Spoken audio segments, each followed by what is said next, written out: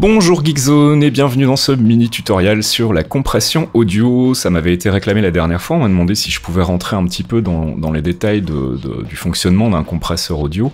On va faire ça sous forme d'un mini tutoriel pour deux raisons. La première, c'est que la compression c'est quand même un art complexe qui demande des années d'études en ingénierie du son pour vraiment maîtriser toutes les subtilités. Nous on va juste se contenter de passer en revue les bases, qui sont généralement des bases communes à tous les types de compresseurs qu'on trouve sur le marché.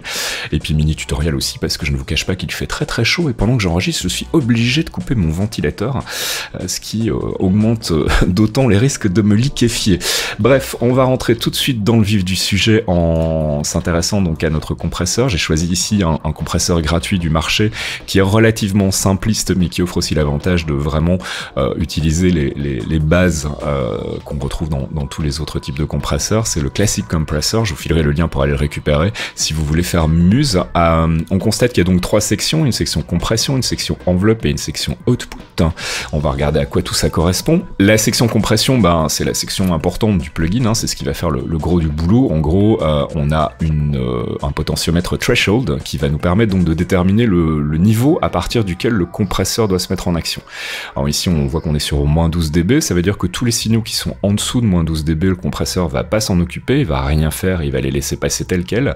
À partir du moment où on va dépasser les moins 12 dB, le compresseur va se mettre en activité et il va compresser les sons, c'est-à-dire qu'il va en réduire le volume sonore dans un ratio qu'on va déterminer ici, qui est donc une fraction, par exemple ici un ratio de 2:1, et qu'on peut ensuite peaufiner avec le Ni. Alors le Ni, ça correspond à quoi? Ça correspond à la vitesse avec laquelle on va partir d'un ratio de 1:1 et on va aller jusqu'au ratio qu'on aura déterminé, ici en l'occurrence 2:1. Ça permet d'avoir une compression plus soft, d'où le nom.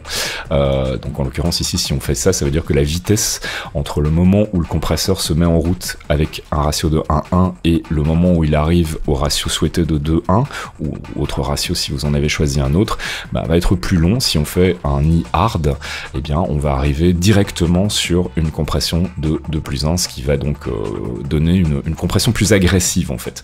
Alors je vais vous montrer tout de suite ce que ça donne au niveau du ratio, par exemple ici sur la piste que j'ai choisie ici avec un kick drum. Je vais vous faire écouter d'abord ma piste sans le compresseur.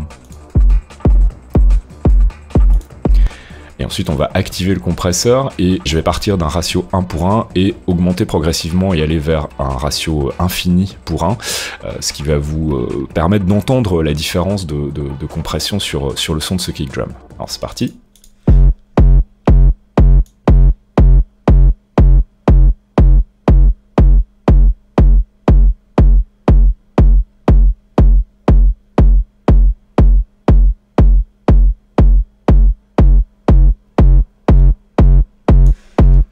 Voilà, c'est assez limpide, donc plus le ratio est important, plus la compression est importante, donc plus le son est compressé. Voilà, c'est aussi simple que ça, et le Ni permet donc de déterminer la vitesse avec laquelle on va vers ce ratio de compression.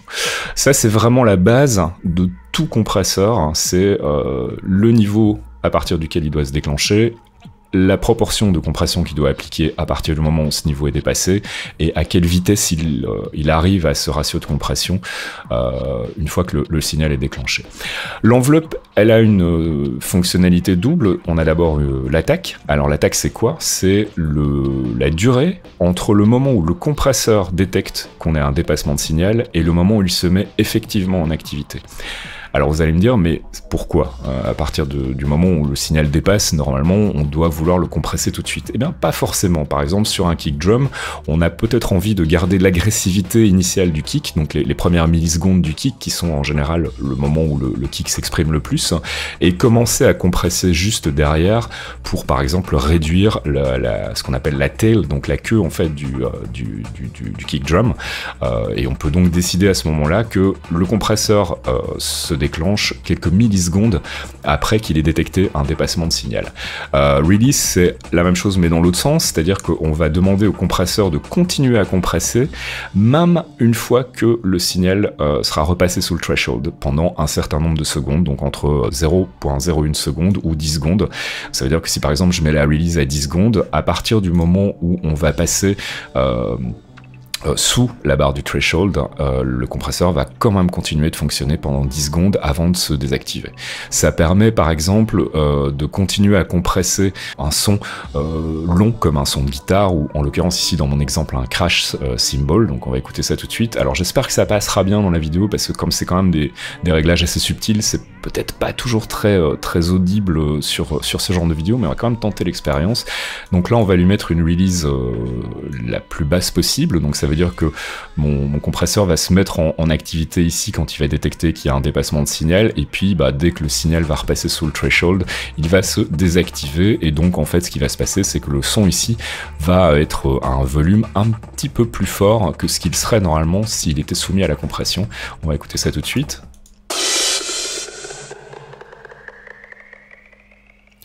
Donc ça c'est mon son de base, et donc maintenant si je mets la release à 10 secondes,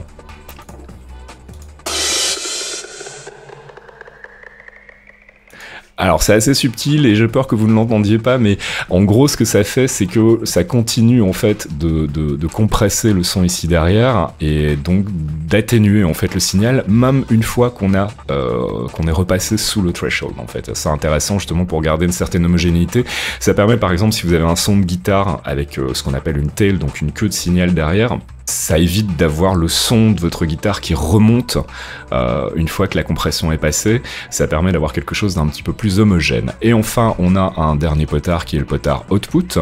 Et le potard output, simplement, c'est ce qui va permettre en fait de compenser la perte de signal. Il faut savoir que quand on compresse un son, on a forcément, dans la majeure partie des cas, une baisse de volume, et qu'on peut donc compenser cette baisse de volume en déterminant un signal de sortie, en relevant le signal de sortie, donc pour permettre de garder un volume correct à votre son compressé dans un mix par exemple avec d'autres sons. Ça lui permet de rester en fait à un niveau acceptable et audible. Donc voilà, c'est les bases de la compression, c'est vraiment pas sorcier. Je fais un petit rappel rapide. Donc le threshold, on détermine le niveau à partir duquel le compresseur doit s'activer. Le ratio, on détermine la force, si vous voulez, de la compression.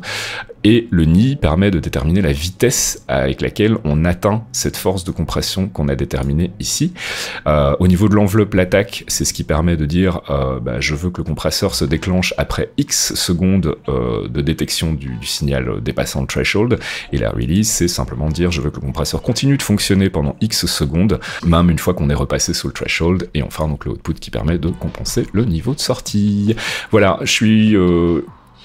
Voilà, j'espère que c'est suffisamment clair, que ça vous permet de bien appréhender les bases de la compression. Si vous voulez, dans un des prochains tutoriels, on pourra peut-être s'intéresser à des compresseurs un petit peu plus complexes, comme par exemple celui que je vous avais montré la dernière fois que j'utilise pour les podcasts, qui est le PSP Vintage Warmer 2, qui lui a d'autres options qui permettent de peaufiner encore plus votre compression. On pourra regarder un peu à quoi tout ça correspond, mais disons que là, vous avez vraiment les bases de la compression, je vous invite à télécharger le plugin et à faire des essais sur vos mix, sur vos podcasts, sur toutes les choses que vous produisez, pour voir par vous-même à quoi correspondent les différents réglages qu'on peut appliquer à un compresseur. Et puis si vous avez des questions, n'hésitez pas à les poser dans le thread iDouane, en espérant que tout ça vous ait permis d'y voir un petit peu plus clair sur le sujet quand même complexe de la compression. Donc voilà, avec ça vous avez vraiment les bases de la compression, et normalement vous devriez retrouver dans tous les compresseurs du marché au moins ces 6 éléments, parfois agrémentés d'autres potentiomètres qui permettent donc de finaliser encore plus la compression et d'aller un petit peu plus loin encore dans le peaufinage de votre compression. Mais on va s'en tenir aux bases pour le moment, et puis moi ça va me permettre de rebrancher mon ventilateur. À bientôt Geekzone, ciao.